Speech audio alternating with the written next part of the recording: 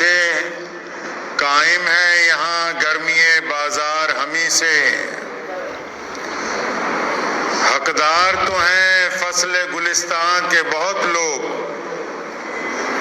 حقدار تو ہیں فصل گلستان کے بہت لوگ، ہے عرض چمن خون کی طلبگار ہمیں سے، اور مٹ جاتا ہے خبروں سے غیبی نام ہمارا، مٹ جاتا ہے خبروں سے کبھی نام ہمارا، اور بنتی ہے کبھی سرخی اخبار ہمیں سے۔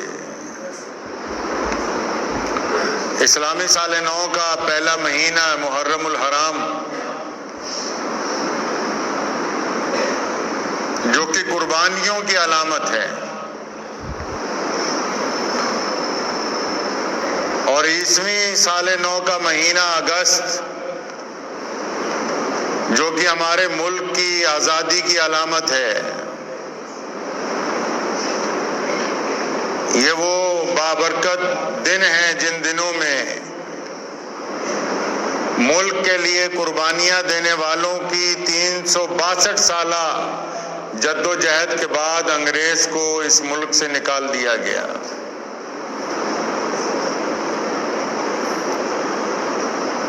آزادی اور غلامی کا جو فلسفہ ہے دنیا میں، اور مسلمانوں نے اپنے دیش کے لیے جو قربانیاں دی ہیں، مسلمانوں کی طرف سے اپنے اس ملک کو آزاد کرانے کے لیے 362 سال تک جو شہادتیں دی گئیں، جو کالے پانی کی سزائیں کاٹی گئیں، جو گردنیں اتروائی گئیں، جو پھانسی کے پھندوں کو چوما گیا، یہ جو فلسفہ ہے آزادی اور غلامی کا،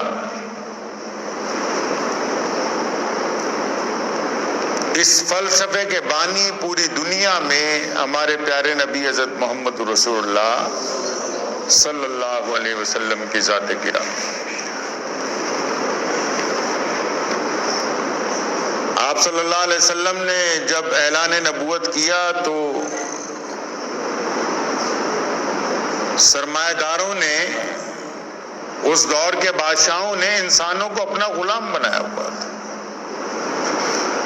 اور باقاعدہ انسان بازاروں میں، منڈیوں میں جانوروں کی طرح فروخت کیے جاتے تھے۔ سیدنا بلال رضی اللہ تعالیٰ عنہ امیہ کے غلام تھے، محمد رسول اللہ نے خریدا ہے آزاد کرنے کے لیے۔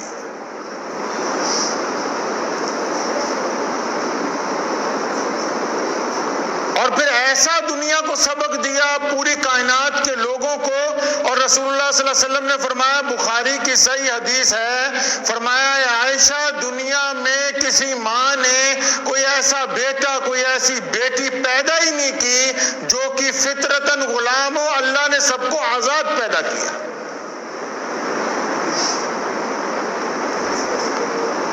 1857 کی جنگ آزادی جب ہوئی،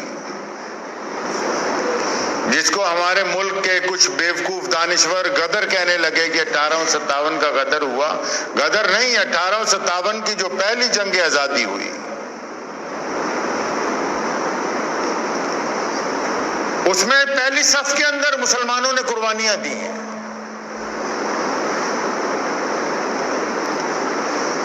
انگریز نے پوچھا تھا، ملکہ برطانیہ نے اس پہ سوال پٹ اپ کروایا تھا کہ اور دیگر اقوام بھی دیش کے لیے لڑ رہی، لیکن یہ سب سے آگے کیوں ہیں؟ ان کی تعداد کم ہے، حالانکہ یہ اقلیت کے اندر ہیں۔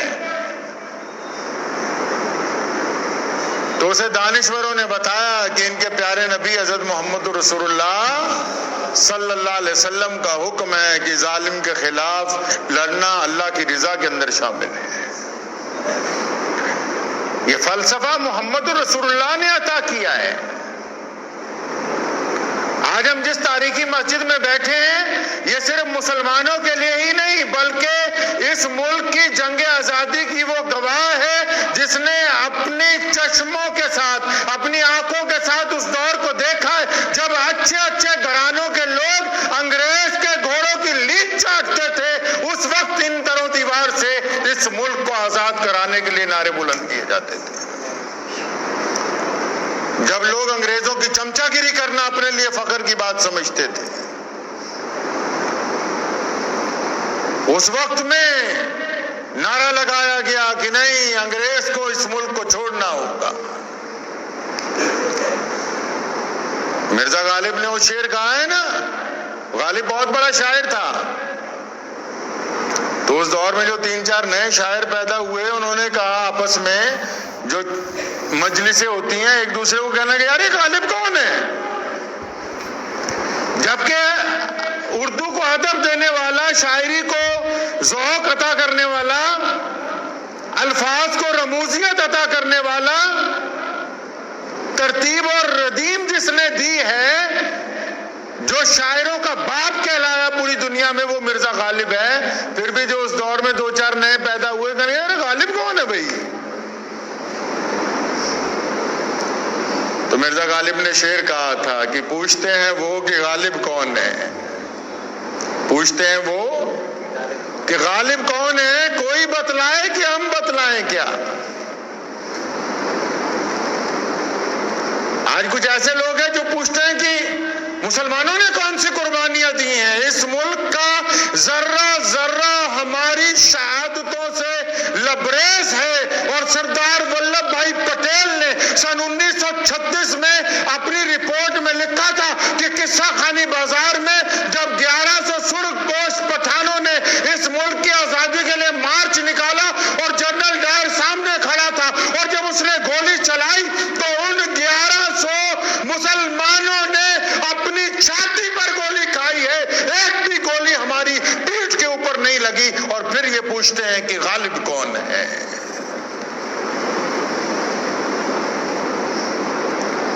انڈمان نکوبار کی جیلیں اس بات کی گواہ ہیں۔ آپ کو آج جنگ آزادی کے 2-4 خوبصورت قصے سناتا ہوں، کیونکہ ہم نے جو ملک کی آزادی لڑی ہے، ہم نے جو اس دیش کے لیے قربانی دی ہے، وہ اس لیے دی کہ ہمارے رسول اللہ نے ہمیں تعلیم دی تھی کہ ہم جس وطن میں پیدا ہوتے ہیں اس کو اپنی جان سے زیادہ عزیز سمجھتے ہیں۔ بعض لوگ اپنی صفائیاں دینا چاہتے ہیں، لیکن ہم بتا دیں پوری دنیا کے لوگوں کو کہ ہم بحیثیت مسلمان بڑے فخر کے ساتھ اس ملک کی روئے زمین پر پیدا ہوئے، ہمارے آب و اجداد یہاں پیدا ہوئے، ہماری مساجد اور مقابر یہاں پر موجود ہے۔ ہمیں تب بھی کل بھی فخر تھا کہ ہم بھارت کے واسی ہیں اور اسی زمین میں دفن ہوں گے، یہ ہم پہ اللہ تبارک و تعالیٰ کا کرم ہے۔ جلیانوالے باغ کا نام سنا ہے؟ جنرل ڈائر نے وہاں گولی چلائی تھی، ڈاکٹر سیف الدین کچلو کو پکڑ لیا انگریز نے، تو کچلو کے صدارت میں وہ جلسہ ہونا تھا، تو ڈاکٹر صاحب کی تصویر رکھ کے جلیانوالے باغ میں پروگرام ہو رہا تھا۔ تو جب صبح کو یہ جلسہ ہونا تھا تو امرتسر کا جو سپرنٹینڈنٹ پولیس تھا اس کو جنرل ڈائر نے اپنے کمرے میں بلایا۔ دھیان سے سن لو یہ قصہ، بہت سارے لوگوں کو تاریخ ہی نہیں پتا کہ اتہاس کہتا کیا ہے۔ جو امرتسر کا ایس پی تھا اس کو جنرل ڈائر جو تھا وہ ڈپٹی کمشنر تھا امرتسر کا، اور پنجاب کا گورنر مسٹر ایڈوائر وہ اسپیشل وہاں امرتسر پہنچے کہ کل کو جلیانوالے باغ میں ایک ایجیٹیشن ہونا ہے، اس کو روکا کیسے جائے۔ تو ان دونوں نے رات کو جب میٹنگ کی تو ایس پی کو بلایا اپنے دفتر میں۔ 6.5 فٹ کا ایک نوجوان جو امرتسر کا ایس پی تھا، وہ جب جنرل ڈائر اور جنرل ایڈوائر سے جا کے ملا اس کمرے کے اندر، تو ڈائر نے اس کو حکم دیا تحریری طور پر کہ صبح کو جلیانوالے باغ کے اندر جو لوگ انگریز سرکار کے خلاف ایجیٹیشن کریں گے آپ نے ان پر گولی چلانی ہے۔ ہم پوری طاقت کے ساتھ اس ایجیٹیشن کو کچلنا چاہتے ہیں۔ سرکار کا آدیش ہے کہ جنرل ڈائر صبح کو وہاں آپ کے حکم کے ساتھ گولی چلائی جائے گی۔ سنو اس ایس پی نے کیا کہا۔ اس ایس پی نے کہا کہ میاں صاحب میں انگریز پولیس کا ایس پی ضرور ہوں، لیکن میں نے محمد الرسول اللہ کا کلمہ پڑھا ہے، ہمارے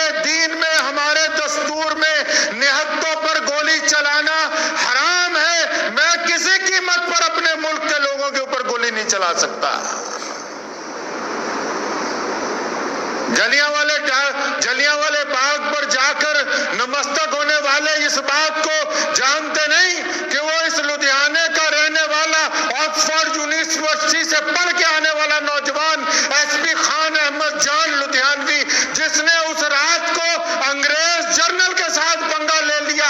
अगर कोई और मुलाजिम होता, अगर कोई और मुत्तहद होता तो वह हत्ता इनकार न करता, वो इस बात के ऊपर राजी होता कि मैं इन पे गोली चलाऊंगा। उस बहादुर आदमी ने अपना पेटी उतार कर मेज पे रख दी, इस्तीफा दे दिया, लेकिन लोगों के ऊपर गोली चलाने को मंजूरी नहीं दी।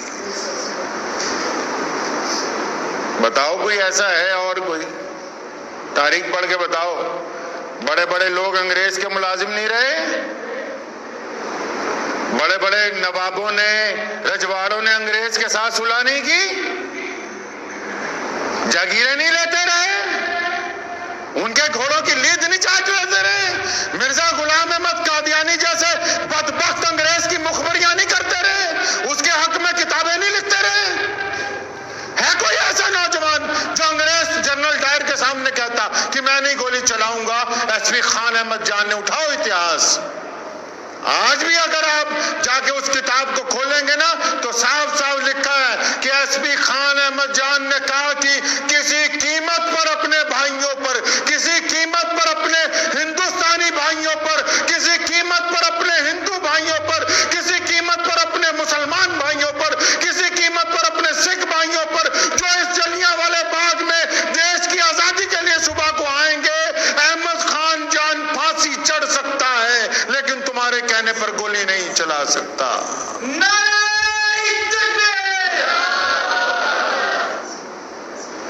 और फिर क्या किया? जनरल एडवायर ने उसे कहा था, जो अंग्रेज का गवर्नर था पंजाब का, कहने लगा अगर तुम वायसराय इंडिया के दोस्त ना होते, ये नौजवान इतना ज्यादा पढ़ा लिखा था कि जो भारत का गवर्नर जनरल था उसका दोस्त था, इसलिए अमृतसर में एसपी लग गया।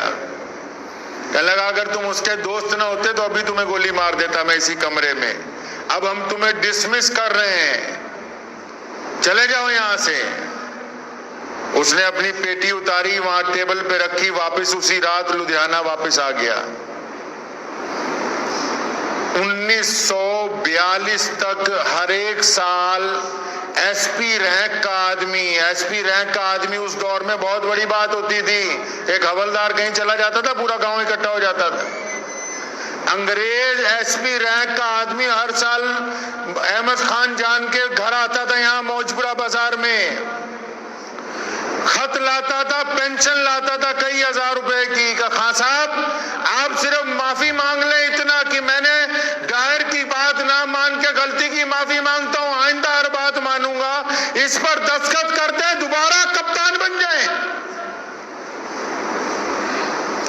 दस्तखत कर दीजिए इस कागज पर, दोबारा कप्तान बन जाइए, आप जिले के मालिक बन जाएंगे। पता है एसएसपी की पावर क्या होती है तुम्हें?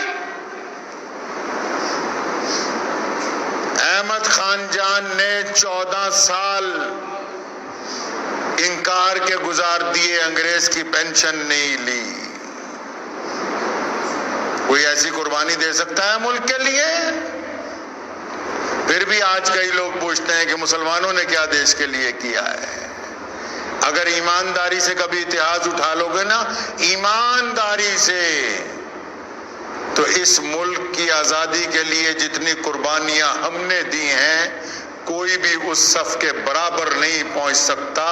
किसी ने 10 साल कुर्बानी दी, किसी ने 20 साल कुर्बानी दी, कोई 50 साल लड़ा होगा। मुसलमानों ने अंग्रेज के खिलाफ 362 साल तक लगातार लड़ाई लड़ी, सिर्फ इसलिए कि इस मुल्क से अंग्रेज का कब्जा इसलिए निकल जाना चाहिए क्योंकि इस मुल्क के लोग आजाद हैं और आजाद ही रहना चाहते हैं।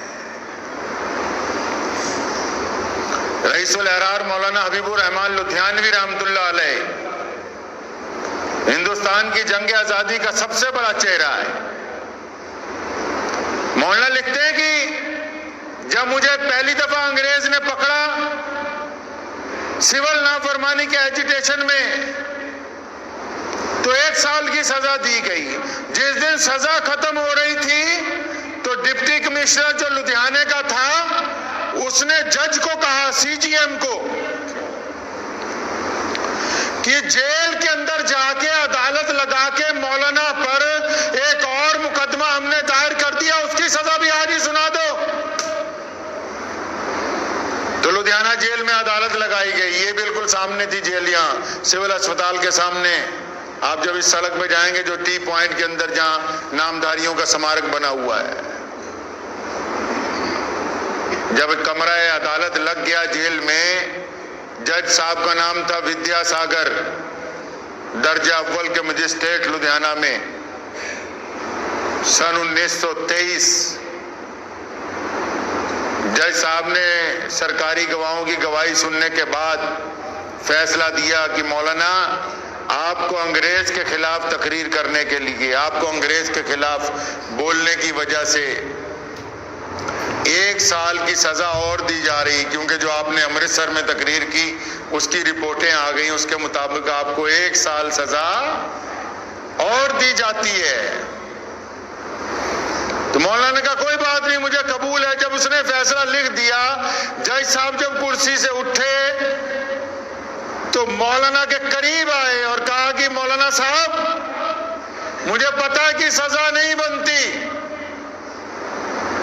لیکن جو لدھیانے کے ڈپٹی کمشنر صاحب ہیں انگریز، ان کا حکم ہے کہ آپ کو سزا دینی ہے،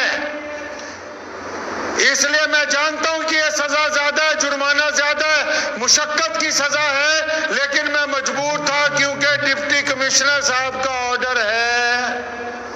تو مولانا حبیب الرحمن لدھیانوی نے ایک بہت بڑی قیمتی بات جج صاحب کو کہی تھی، فرمایا جج صاحب آج مجھے جنگ آزادی کے پہلے پڑاؤ میں، نوجوان تھے اس وقت، 18 سال عمر تھی صرف،